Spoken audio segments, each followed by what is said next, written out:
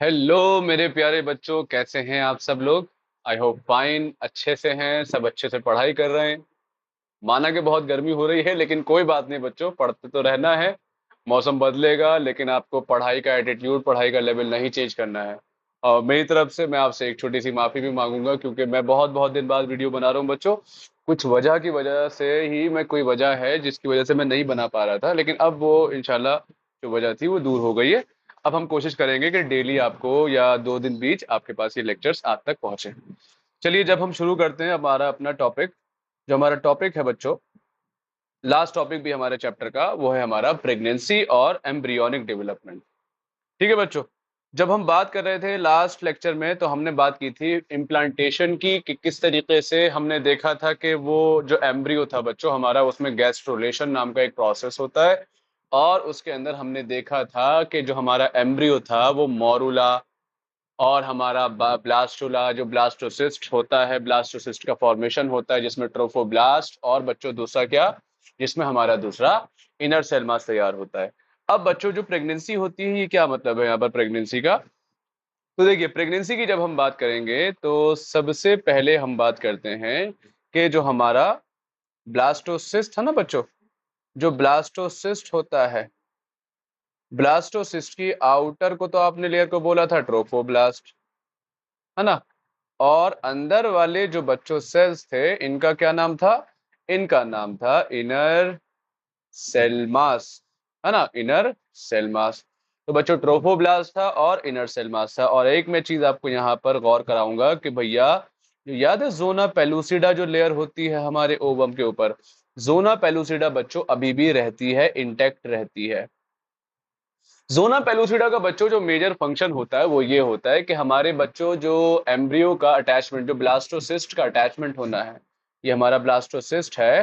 तो इस ब्लास्टोसिस्ट का बच्चों जो अटैचमेंट होना है, अटैचमेंट, ये अटैचमेंट कहाँ होना है, यूट्रस पर होना है। लेकिन बच्चों सफर कहाँ से तय करता है ये, फेलोपियन ट्यूब से होता हुआ आता है ना। तो फेलोपियन ट्यूब से होता हुआ यूट्रस तक आए और मेक श्योर के यूट्रस पर अटैचमेंट हो, उसके लिए बच्चों जोना पेलुसिडा नाम की लेयर होती है। कौन होती है, जोना पेलुसिडा। ठीक है, तो जोना पेलुसिडा तब तक रहती है जब तक इम्प्लांटेशन प्रॉपरली नहीं हो जाए, अटैचमेंट नहीं हो जाए, तब तक रहती है। ओके। और इम्प्लांटेशन से पहले एक चीज मैं आपको यहां बताऊं, जैसे इम्प्लांटेशन हो जाएगा जोना पेलुसिडा हल्के हल्के खत्म हो जाएगी, डिसअपियर कर जाती है। ओके। अब जब हम यहाँ बात कर रहे हैं, वो हमें बात ये भी मालूम होनी चाहिए बच्चों, कि जो जोना पेलुसिडा जब खत्म हो गई, जो हमारा ट्रोफोब्लास्ट होता है, इसके सरफेस पर कुछ फिंगर लाइक स्ट्रक्चर्स तैयार होते हैं, जिसको हम बच्चों, क्योंकि वो कोरियोन नाम की एक लेयर होती है, तो याद रखना chorionic villi, finger like projections तैयार होते हैं हमारे ट्रोफोब्लास्ट की लेयर के ऊपर। तो ट्रोफोब्लास्ट, इस पर हम देखेंगे कुछ फिंगर लाइक प्रोजेक्शंस तैयार होते हैं, जिसको आप क्या बोलते हैं, कोरियोनिक विलाई। क्या बोलते हैं भैया, कोरियोनिक विलाई कहते हैं। ये अल्फाज आपको मालूम होना चाहिए। अच्छा बच्चों, कोरियोनिक विलाई तो ट्रोफोब्लास्ट के ऊपर होता है। ऐसे ही जो हमारा यूट्रस का बच्चों जो एंडोमेट्रियम होता है ना, एंडोमेट्रियम, इसका कुछ पार्ट, मतलब जो हमारा मैटरनल पार्ट है, मदर का, अम्मी का पार्ट है, मदर का, माँ का पार्ट है, माते का पार्ट है। तो मदर का जो पार्ट होता है बच्चों, उस पार्ट का एनसीईआरटी में तो बोला गया है मैटरनल पार्ट या मैटरनल टिश्यू। उस मैटरनल पार्ट का नाम होता है बच्चों डेसीडुआ, डेसीडुआ बेसैलिस, डेसीडुआ बेसैलिस। अब बच्चों ये जो डेसीडुआ बेसैलिस होता है, मैं आपको यहाँ ये हाईलाइट करके दिखाता हूँ, ये जो डेसीडुआ बेसैलिस की बात कर रहे हैं हम। और दूसरा बच्चों जो कोरियोनिक विलाई होता है, कौन होता है, कोरियोनिक विलाई। तो कोरियोनिक विलाई और जो डेसीडुआ बेसैलिस होता है, ये दोनों के मिलने से, इन दोनों के मिलान से बच्चों जो स्ट्रक्चर तैयार होता है, उसी को हम कहते हैं क्या, उसी को हम बोलते हैं प्लेसेंटा। क्या बोलते हैं, तो प्लेसेंटा तैयार होता है। और बच्चों प्लेसेंटा क्या है, अगर मैं आपसे पूछूं कि what do you mean by placenta, तो प्लेसेंटा आप कुछ नहीं, कि प्लेसेंटा जो है सर, वो हमारा स्ट्रक्चरल और फंक्शनल कनेक्शन होता है बच्चों। मतलब जो बनावट है, एक स्ट्रक्चर है और वो फंक्शन भी परफॉर्म करता है, किस चीज के लिए, तो बच्चों स्ट्रक्चरल और फंक्शनल कनेक्शन, माँ और आने वाले बच्चे के बीच जो कनेक्शन तैयार करता है, स्ट्रक्चरल एंड फंक्शनल कनेक्शन। बच्चों इस कनेक्शन को बनाने वाला, जो कनेक्शन बनने वाला जो स्ट्रक्चर होता है वही प्लेसेंटा है। ठीक है, वही क्या है बच्चों? प्लेसेंटा है। ठीक है, अब प्लेसेंटा का जो मेजर रोल, मेजर फंक्शन बच्चों होता है, उसके बारे में मैं आपको यहाँ कुछ ग्लिम्स दूंगा। तो पहला जो बच्चों फंक्शन है वो क्या है? प्लेसेंटा का बच्चों जो मेजर फंक्शन होते हैं उनमें से एक फंक्शन होता है बच्चों न्यूट्रिशन देना। क्या देना? न्यूट्रिशन। माँ से बच्चे को, आने वाले जो फ्यूचर बेबी है, आने वाले बच्चे को न्यूट्रिशन देना है, खान पान, वो प्लेसेंटा के थ्रू जाता है। दूसरी चीज बच्चों, गैसियस एक्सचेंज,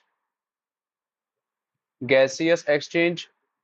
और तीसरी चीज बच्चों एक होती है, वो होती है गैसियस एक्सचेंज के अलावा प्रोटेक्शन। ठीक है, प्रोटेक्शन देना, बोयंसी प्रोवाइड करना। ठीक है, तो ये अल्फाज आपको कुछ मालूम होना चाहिए, न्यूट्रिशन, गैसियस एक्सचेंज, प्रोटेक्शन देना। और तीसरा जो सबसे इंपॉर्टेंट है, इन तीनों से भी ज्यादा इंपॉर्टेंट, वो है बच्चों क्या? और वो होता है, जानते हैं क्या होता है? क्या होता है जी? उसका नाम है बच्चों एंडोक्राइन फंक्शन होता है। तो एंडोक्राइन ग्लैंड की तरह भी बच्चों ये काम करता है। ठीक है, तो एंडोक्राइन फंक्शन जो है वो क्या है? वो क्या है कि हार्मोन्स को रिलीज कराना है। किसको रिलीज कराना है भैया? हार्मोन्स को रिलीज कराना है। ओके, तो हार्मोन्स को रिलीज कराने वाला, अब कौन कौन से हार्मोन्स होते हैं भैया वो भी देख लेते हैं। तो बच्चों जो मेन हार्मोन है वो है आपका HCG, human chorionic gonadotropin. Human chorionic chorionic gonadotropin. बच्चों इसका बहुत बड़ा रोल होता है गोनेडोट्रोपिन। बच्चों होता क्या है कि आपको मालूम है, प्रेगनेंसी को मेंटेन करने के लिए प्रोजेस्टेरॉन नाम का हार्मोन चाहिए होता है। You know it very well, हमने पीछे क्लासेस में पढ़ा है। बच्चों प्रेगनेंसी को मेंटेन रखने के लिए प्रोजेस्टेरॉन, और प्रोजेस्टेरॉन को रिलीज कराने वाला कॉर्पस ल्यूटियम। Very good. तो कॉर्पस ल्यूटियम की बच्चों जो मेंटेनेंस है उसको कराने वाला HCG होता है।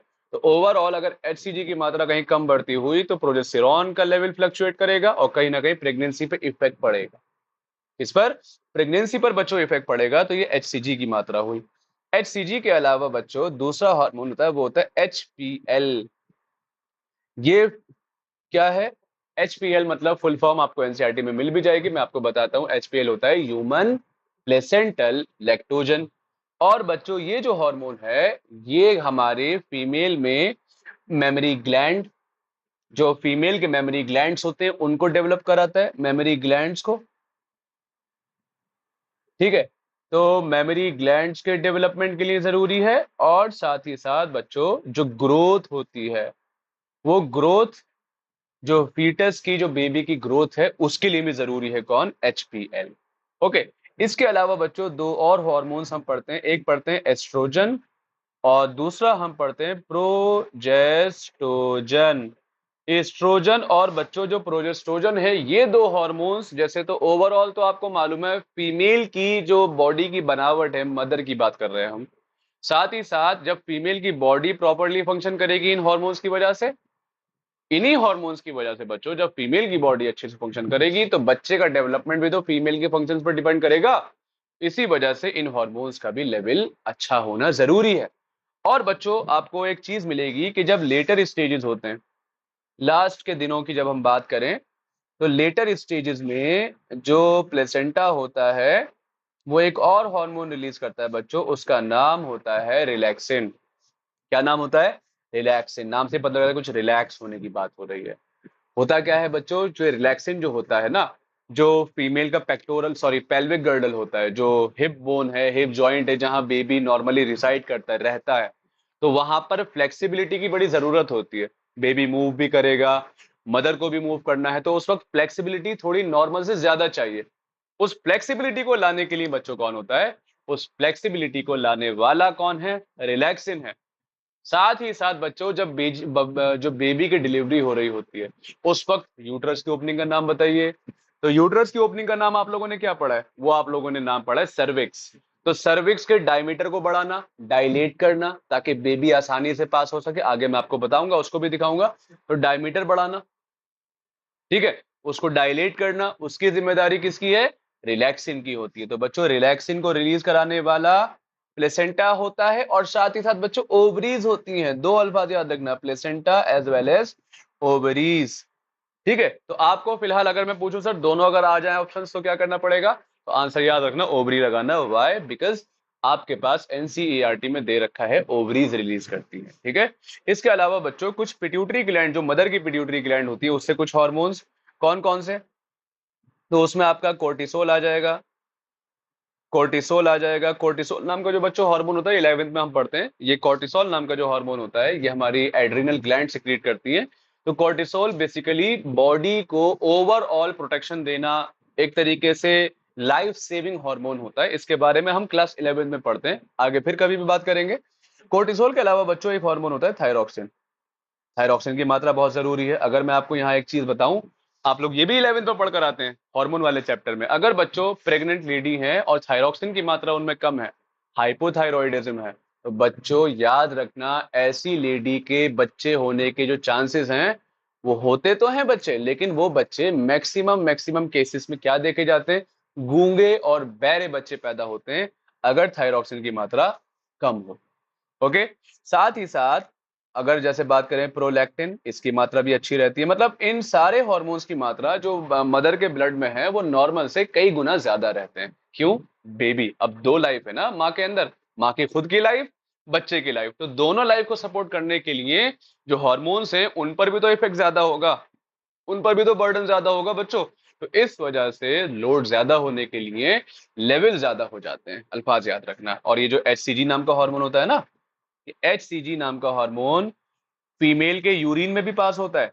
तो कभी कभार यूरिन का टेस्ट करेंगे तो यूरिन के टेस्ट में एचसीजी की मात्रा जब भी निकलती है तो एक तरीके का प्रेगनेंसी टेस्ट है। ठीक है, एक तरीके का ये क्या है, प्रेगनेंसी टेस्ट होता है। ठीक है, ये अल्फाज आपको मालूम होना चाहिए। अब देखिए मैं पीछे डायग्राम आपको दिखाता हूं दोबारा से एक बार। ये डायग्राम आप लोगों को जब दिखाई दिया होगा तो ये डायग्राम में आप लोग देखिए कि क्या है। डायग्राम में आप लोग देख पा रहे होंगे इसमें कि ये हम अटैचमेंट दिखा रहे हैं अपने, ये हमारा ग्रोइंग फीटस है जो अभी एम्ब्रियोनिक स्टेज में है। साथ ही साथ अगर आप देखें तो एक अम्बिलिकल कॉर्ड नाम दिखाई दे रहा है आपको।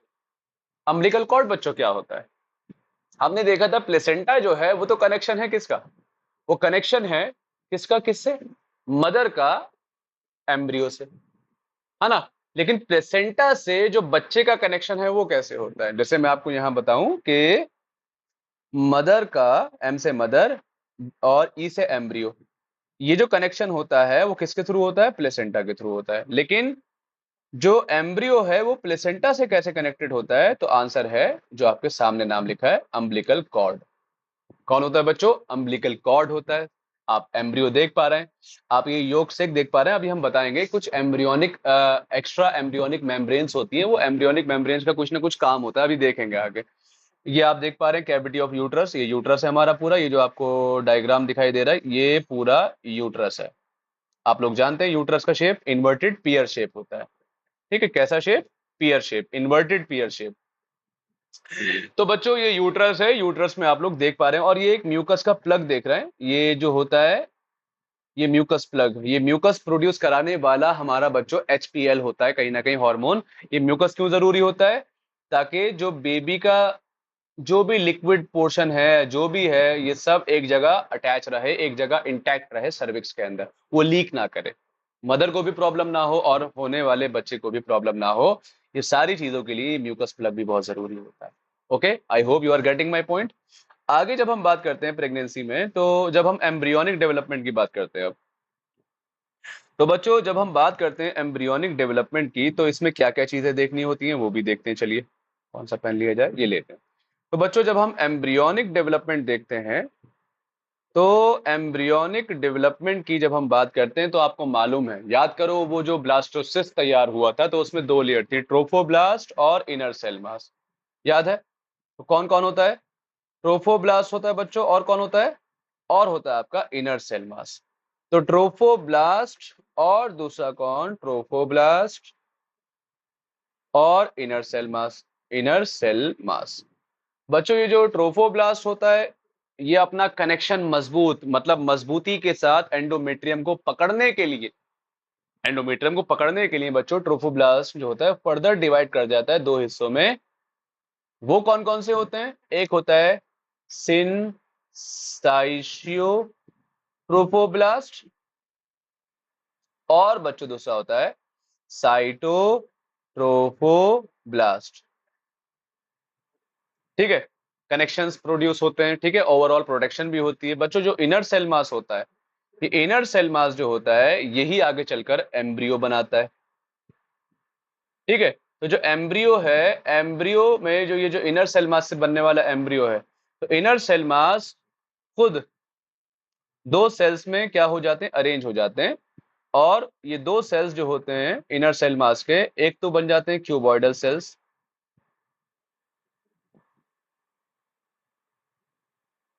और एक बन जाते हैं बच्चों कॉलमनार सेल्स।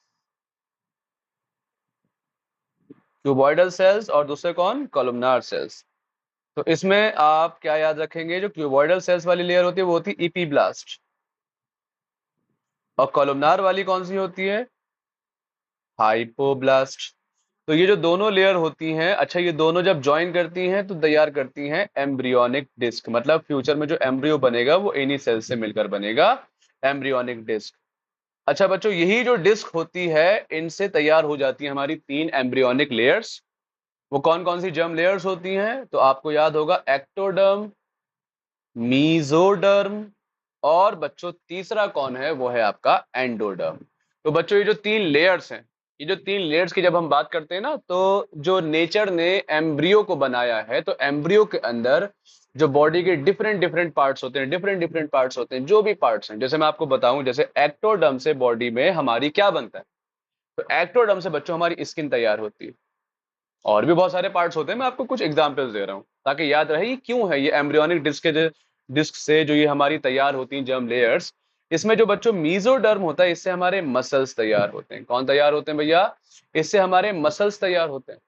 और मसल्स के अलावा जैसे हमारे एनसीईआरटी में हार्ट के नाम भी दे रखा है, ये हमारा हार्ट तैयार होता है। ठीक है, ये हमारा मीजोडर्म से तैयार हो रहा है। और बच्चों एंडोडर्म जो है ये बहुत इंपॉर्टेंट रोल प्ले करता है। और ये कहाँ रोल प्ले करता है, जो हमारा एपिथेलियल टिश्यूज होते हैं, जो हमारा एपिथेलियल टिश्यूज हैं। तो बच्चों एपिथेलियल टिश्यूज को तैयार करने वाला एंडोडर्म होता है। ओके, आई होप ये आपको पता चला। आगे जब हम बात करेंगे इसी के अंदर, तो आपको हमें पता चलेगा कि नेक्स्ट, और वो ये है कि भैया जो हमारे पास जो हमारे पास जो एक्टोडर्म, मीजोडर्म, एंडोडर्म की हमने बात करी, इसके अलावा हमारे पास जो एम्ब्रियोनिक लेयर्स होती हैं, कुछ एक्स्ट्रा एम्ब्रियोनिक मेम्ब्रेन्स होती हैं। एक्स्ट्रा एम्ब्रियोनिक एम्ब्रियोनिक मेम्ब्रेन्स होती हैं। ठीक है, तो एक्स्ट्रा एम्ब्रियोनिक मेम्ब्रेन्स बच्चों अगर आपसे पूछा जाए, वैसे बहुत पहले पूछा जाता था, अब आज के जमाने में ये थोड़े कम सवाल हो गए, लेकिन फिर भी क्यों रिस्क लिया जाए। तो बच्चों वो चार मेम्ब्रेन्स होती हैं, और वो मेम्ब्रेन कौन कौन सी हैं, एक तो बच्चों एक नाम, ये 2015 का सवाल है, कोरियोन।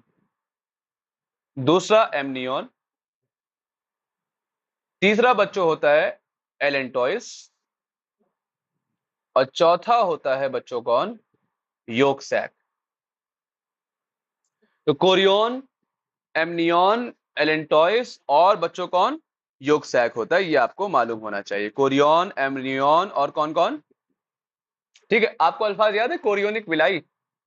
कोरियोनिक विलाई से याद रखना कि ये प्लेसेंटा के फॉर्मेशन में इस्तेमाल होता है।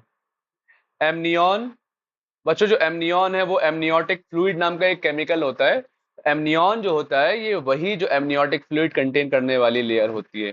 जो हमारा बेबी होता है, फ्यूचर में जो बेबी होगा, तो उसको एक लिक्विड मीडियम में रखा जाता है ताकि बॉयंसी प्रोवाइड हो। तो यहाँ पर लिक्विड होता है, मैं आपको ये हाईलाइट करके दिखाता हूँ। तो ये जो एरिया है यहाँ लिक्विड पैदा होता है, उस लिक्विड का क्या नाम होता है बच्चों, एमनियन। ठीक है, सॉरी, एमनियन तो लेयर है, उसके अंदर जो लिक्विड होता है वो कौन सा होता है, एमनियोटिक फ्लूइड होता है। कौन सा होता है बच्चों, एमनियोटिक फ्लूइड होता है। अच्छा, इसी में ठीक है, समझ गया।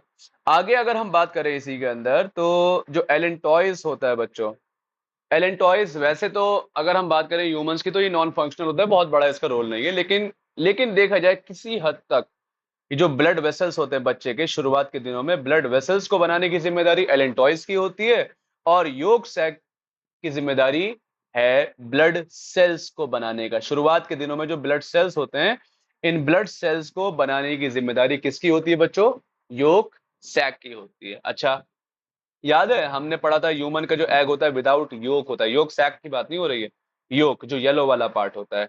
और ऐसा एग जिसमें योक ना हो वो क्या होता है बच्चों, ए लेसिथल। ठीक है, ए लेसिथल नाम का एग होता है।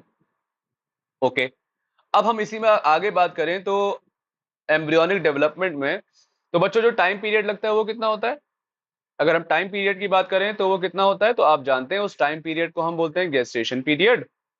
और ये जो गेस्टेशन पीरियड होता है, ये गेस्टेशन पीरियड 9 मंथ्स, 9 मंथ्स और करीब प्लस माइनस, अगर हम लमसम बात करें मोटा मोटी, प्लस माइनस 10 डेज होता है।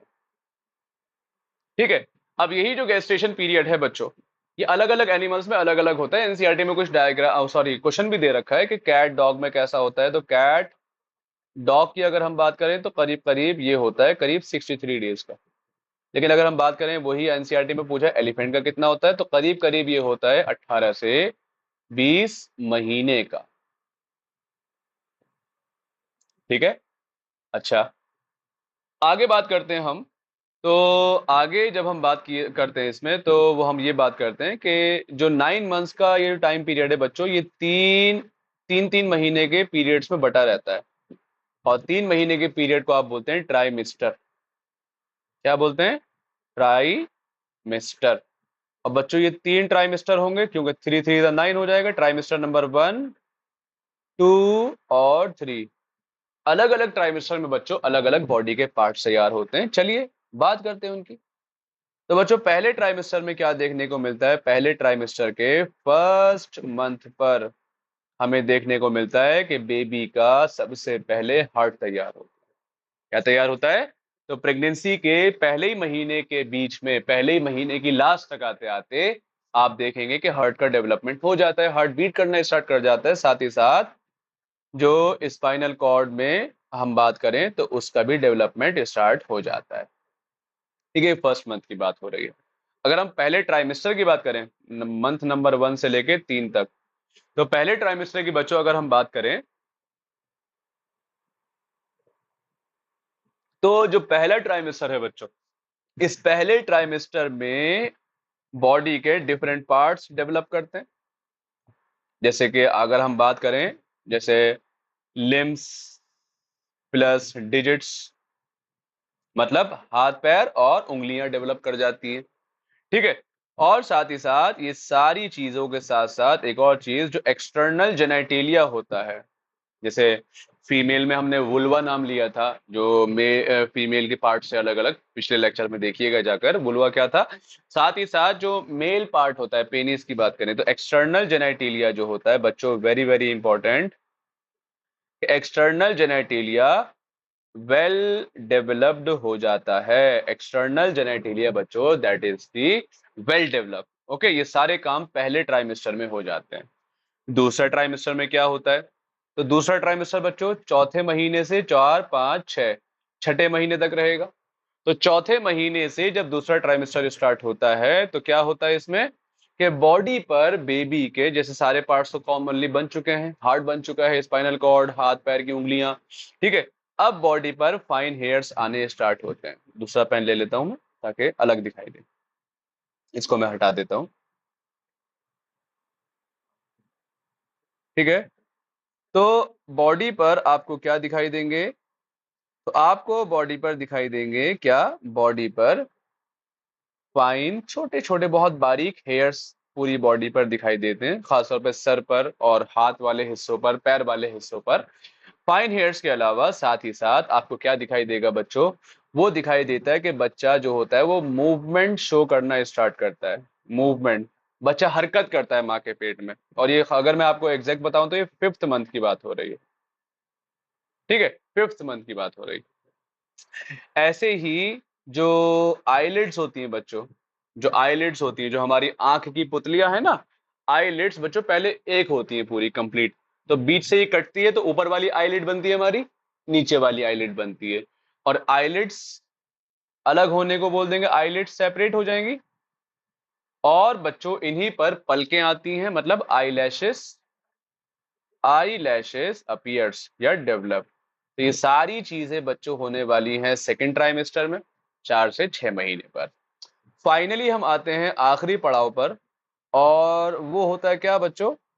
वो होता है कि थर्ड ट्राइमेस्टर, जो हमारा 7वें, 8वें और 9वें महीने की बात हो रही है। तो इसमें जो बाकी जो पार्ट्स अभी डेवलपिंग स्टेज में थे, all parts develops, fully develop हो जाते हैं। और एक चीज ये होती है कि बेबी रिएक्ट करता है।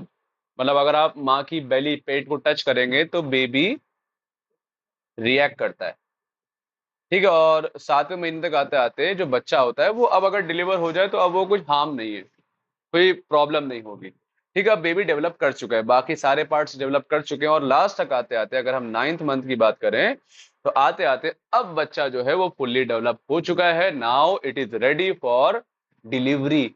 और बच्चों जो डिलीवरी होती है, उस डिलीवरी के प्रोसेस को हम लोग क्या नाम देते हैं? डिलीवरी के प्रोसेस को हम बोलते हैं पार्चुरेशन। तो ये हमने देखे डिफरेंट डिफरेंट इवेंट्स देखे कि क्या क्या पार्ट होता है, कैसे होता है। ये सब आपको एनसीईआरटी में मिल जाएगा, कुछ एक्स्ट्रा नहीं है इसमें। ओके, अब हम बात करते हैं हमारे चैप्टर के लास्ट टॉपिक की, और वो क्या है बच्चों हमारा? आप डायग्राम में देख पा रहे हैं सामने, पार्चुरेशन और क्या? Lactation. Parturition and lactation. Okay, आपको दिखाई दे रहा होगा पार्चुरेशन और लैक्टेशन की अब हम बात करने वाले हैं। तो बच्चों पार्चुरेशन क्या है? मैंने आपको अभी क्या बताया? ये पार्चुरेशन क्या है? पार्चुरेशन सर कुछ नहीं है। पार्चुरेशन एक सिंपल एक प्रोसेस है, वैसे सिंपल नहीं है, एक कॉम्प्लेक्स मैकेनिज्म होता है जिसमें बेबी की डिलीवरी होनी है। अब जो बच्चा जो माँ के पेट में फुल डेवलप हो चुका है, माँ ने अपनी जिम्मेदारी पूरी कर दी, अब उसका क्या है? डिलीवरी का वक्त आ चुका है। तो जो डिलीवरी ऑफ बेबी होती है वो क्या कहलाती है बच्चों? पार्चुरेशन। तो parturition is what? Delivery of baby outside mother's body.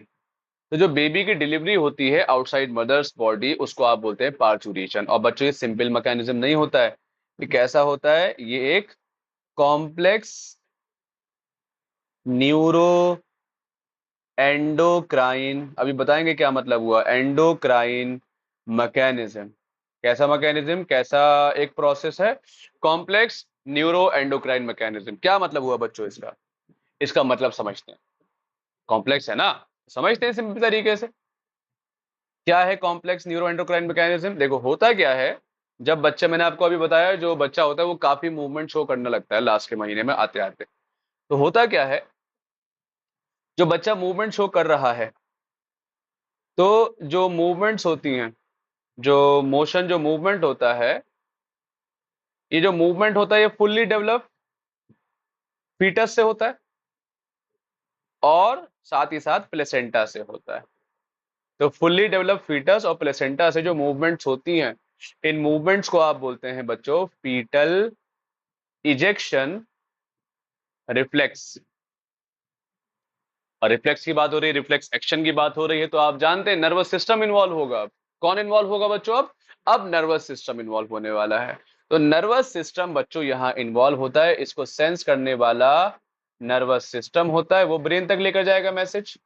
तो नर्वस सिस्टम इसको सेंस करेगा, और ब्रेन में जो पिट्यूटरी का पोस्टीरियर पार्ट है, वो पोस्टीरियर पार्ट से बच्चों एक हार्मोन रिलीज होगा, उसका नाम होता है बर्थ हार्मोन ऑक्सीटोसिन। क्या नाम होता है?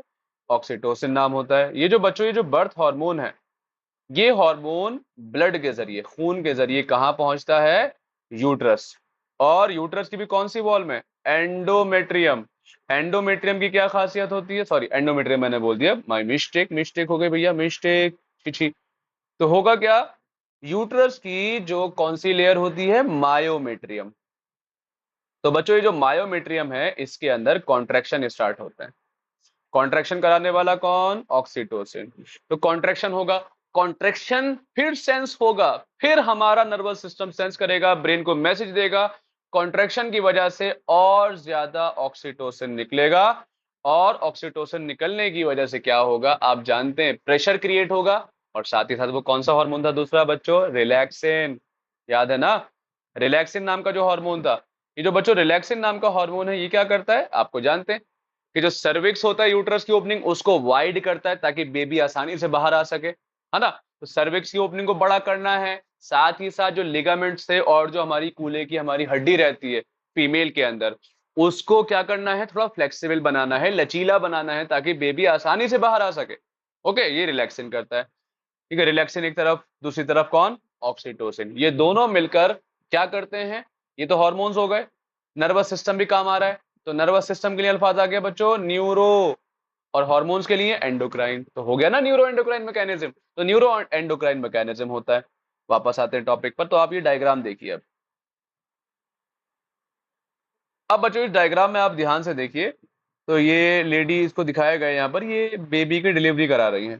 तो आप देखिए यहाँ पर जो सर्विक्स नाम दिखाया है आपको मैंने, तो जो सर्विक्स होता है बच्चों, ये डायलेट करेगा, क्योंकि अगर ये डायलेशन वाली स्टेज नहीं होगी तो क्या ये डायमीटर बढ़ेगा? अगर ये बढ़ेगा नहीं तो क्या बेबी बाहर आ पाएगा? देखो ये डायलेट हो चुका है, और अब बेबी क्या हो रहा है, एक्सपल्जन वाली स्टेज में अब बेबी बाहर आना स्टार्ट हो रहा है।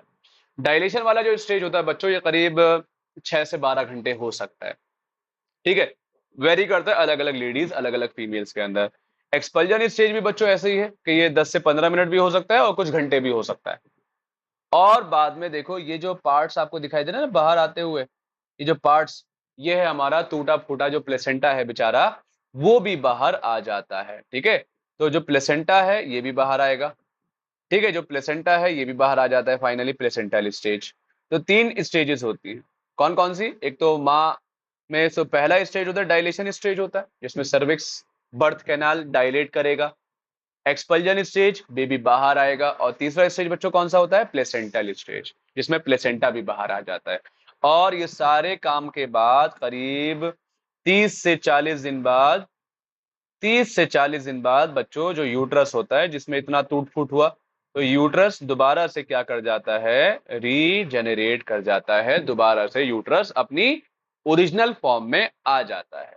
अब बच्चा बॉडी से बाहर आ चुका है। अब क्या होना है? अब बच्चा रोएगा। अच्छा बच्चों, बच्चा रोता क्यों है? ये बच्चा रोता क्यों है, क्या वजह है? नीट देना पड़ेगा इसको, इस वजह से? हाँ, जेई देना पड़ेगा, नीट देना पड़ेगा, एग्जाम निकालने पड़ेंगे, हाँ, कमाना पड़ेगा अपने लिए, घर वालों के लिए। क्या वजह होती है? बच्चा रोता क्यों है? इसको हम क्लास 11 में पढ़ते हैं ब्रीदिंग वाले चैप्टर में। बच्चों जो बच्चा होता है ना माँ के पेट में, वो तो लिक्विड फ्लूइड के अंदर होता है, एमनियोटिक फ्लूइड में। तो क्या लंग्स काम करेंगी लिक्विड में? वो तो बंद होती है। लंग्स के अंदर एक bag like structure, balloon like structure कौन होता है? एल्विलाई होता है। कौन होता है बच्चों? एल्विलाई होता है कि नहीं होता है? तो एल्विलाई बंद होते हैं जब तक बच्चा अपनी माँ के पेट में होता है।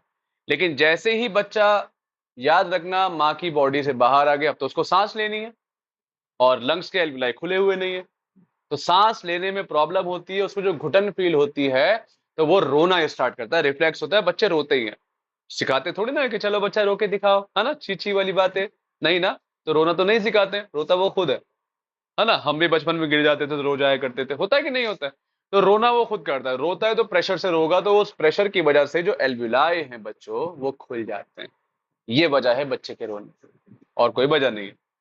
हाँ, एग्जाम देंगे, हैं। चलो आगे बात करते हैं। तो आगे जब हमने बात की कि भैया बेबी अब बॉडी से बाहर आ चुका है, अब हम लास्ट की तरफ आते हैं। वो हमारा है, वो है कि भैया what do you mean by lactation. Lactation का मतलब बच्चों क्या है, ये भी समझ लेते हैं जल्दी से। ये किस बला का नाम है? कोई बला नहीं है, बहुत प्यारी सी चीज है। लैक्टेशन बच्चों क्या है कि जब लास्ट के दिन चल रहे होते हैं, 8वां 9वां महीने की बात हो रही है, तो बच्चा अब तो किसी वक्त भी डिलीवर हो सकता है।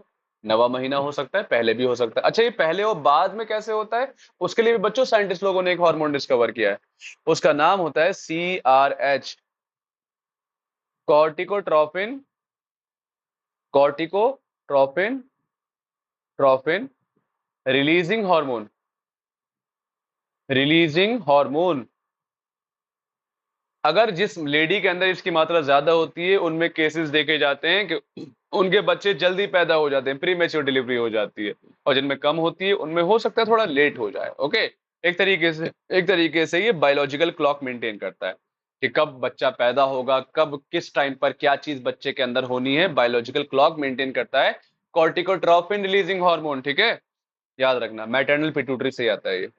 अच्छा, लैक्टेशन की मतलब बच्चों बात क्या होती है? तो लैक्टेशन कुछ नहीं, जो मेमोरी ग्लैंड्स होते थे ना, हमने पीछे पढ़कर आए थे। तो बच्चों जो मेमोरी ग्लैंड्स होते हैं, जो मेमोरी ग्लैंड्स होते हैं ना, तो मेमोरी ग्लैंड्स का क्या होना, उसका मिल्क मेमरी ग्लैंड्स में मिल्क प्रोडक्शन स्टार्ट होना, ये कहलाता है लैक्टेशन।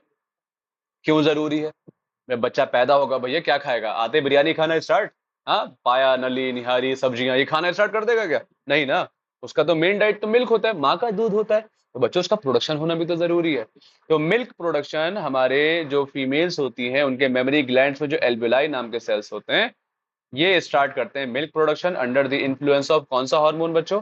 हार्मोन नाम प्रोलैक्टिन। तो प्रोलैक्टिन रिलीजिंग हार्मोन, ठीक है। तो प्रोलैक्टिन रिलीजिंग हार्मोन से प्रोलैक्टिन आएगा, तो प्रोलैक्टिन क्या करेगा? एल्वेलाई पर एक्ट करके उनसे मिल्क को रिलीज सिक्रीट करवाएगा, तो ये मिल्क प्रोड्यूस करके अपनी कैविटी में स्टोर कर लेंगे, ठीक है। साथ ही साथ जो मिल्क होता है इसको रिलीज कराना है निपल से, मेमरी ग्लैंड से, ब्रेस्ट से बाहर, तो रिलीज कराने के लिए बच्चों कौन होता है? ऑक्सीटोसिन, वही अगेन बर्थ हार्मोन जो था। तो ये हमारा क्या करता है? ये मिल्क को रिलीज कराता है जब बच्चा अपनी माँ का दूध पीता है। अच्छा, माँ का दूध क्यों जरूरी होता है? डॉक्टर्स क्यों रिकमेंड करते हैं शुरुआत के दिनों में कि माँ अपने बच्चे को दूध पिलाए, चंद महीना पिलाए, भले से 1 साल पिलाए, 1.5 साल पिलाए?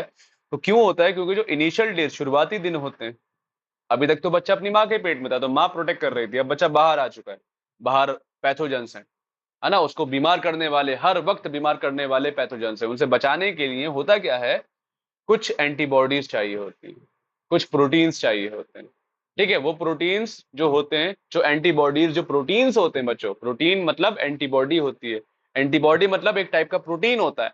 ये प्रोटीन इनिशियल डेज में जो मिल्क प्रोड्यूस होता है माँ के ब्रेस्ट में, उसका नाम पड़ता है कोलोस्ट्रम। और बच्चों ये जो कोलोस्ट्रम होता है ये कुछ येलोइश कलर का होता है, ठीक है। और बच्चों ये जो कोलोस्ट्रम होता है ना, ये कोलोस्ट्रम के अंदर ही एंटीबॉडी होती है, एंटीबॉडी को हम इम्यूनोग्लोबुलिन भी कहते हैं, आईजी से शॉर्ट फॉर्म में लिख देते हैं। तो आईजीए नाम की एंटीबॉडी माँ के दूध में पाई जाती है जो बच्चे को बीमार होने से बचाती है। साथ ही साथ दो प्रोटीन होते हैं कोलोस्ट्रम में, एक का नाम होता है लैक्टोप्रोटीन और लैक्टेल्ब्यूमिन। तो बच्चों ये प्रोटीन और ये जो एल्ब्यूमिन होता है ये बहुत जरूरी होता है शुरुआत के दिनों में जो बेबी की ग्रोथ होती है। उसके बाद जो नॉर्मल जो मिल्क होता है वो मिल्क कंटेन करता है और भी बहुत सारी चीजें, जैसे कुछ शुगर होती है उसमें, कार्बोहाइड्रेट, उसका नाम होता है क्या? लैक्टोस। साथ ही साथ कुछ प्रोटीन्स भी होते हैं, जैसे इनिशियल डेज में तो ये प्रोटीन्स होते ही हैं, साथ ही साथ एक और प्रोटीन होता है उसका नाम होता है बच्चों केसिन। ये बच्चे की हड्डियों के लिए, ग्रोथ के लिए बहुत जरूरी होता है। साथ ही साथ कुछ फैट्स भी होते हैं, कुछ लो मात्रा में विटामिन सी भी होगा, ये सारी चीजें मिल्क में होती है। मतलब ओवरऑल जो बच्चे का खान पान है वो सब उसका माँ का दूध है ना। तो माँ का दूध जो होता है बच्चों वो बेबी के लिए बहुत जरूरी है, आप जानते हैं वो क्यों जरूरी है, डॉक्टर्स क्यों रिकमेंड करते हैं? क्योंकि बच्चे को प्रोटेक्शन देना है, बच्चे का सारा फूड जो न्यूट्रिशन रिक्वायरमेंट है बच्चे की ग्रोथ के लिए वो सब माँ का दूध है। तो इसीलिए कहते हैं ब्रेस्ट फीडिंग बहुत जरूरी है बच्चों। और ब्रेस्ट फीडिंग में जो लैक्टेटिंग मदर होती हैं, जो माँ अपने बच्चों को दूध पिलाती है, वो करीब 1 से 2 लीटर दूध पर डे मेमोरी ग्लैंड्स में प्रोड्यूस होता है, ठीक है।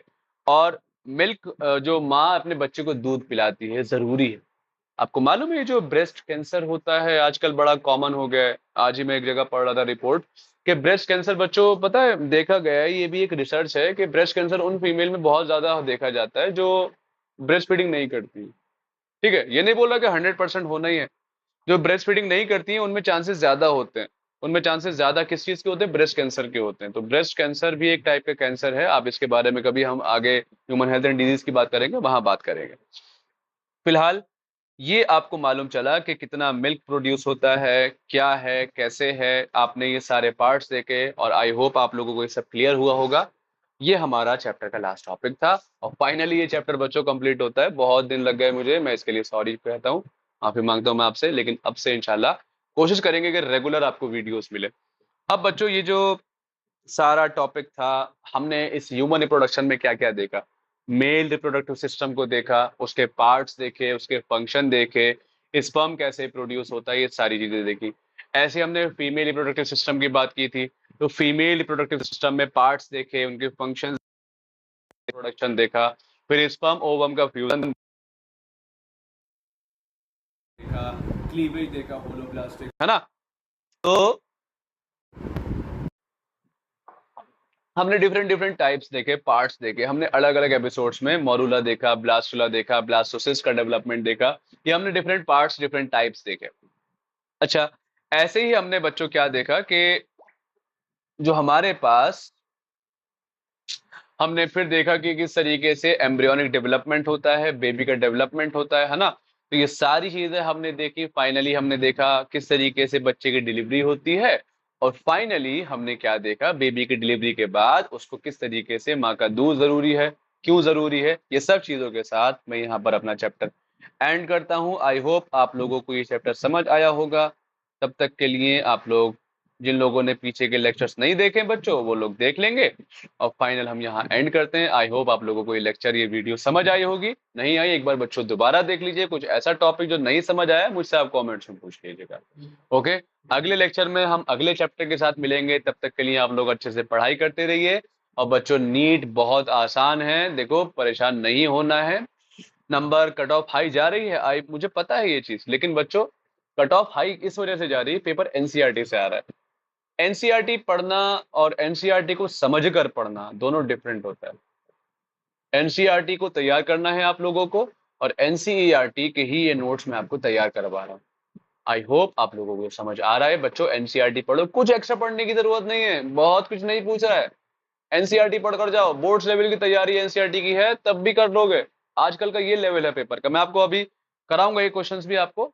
चलिए, तब तक के लिए आप लोगों से मैं इजाजत चाहता हूँ। फिर अगली क्लास में मिलेंगे। All the very best.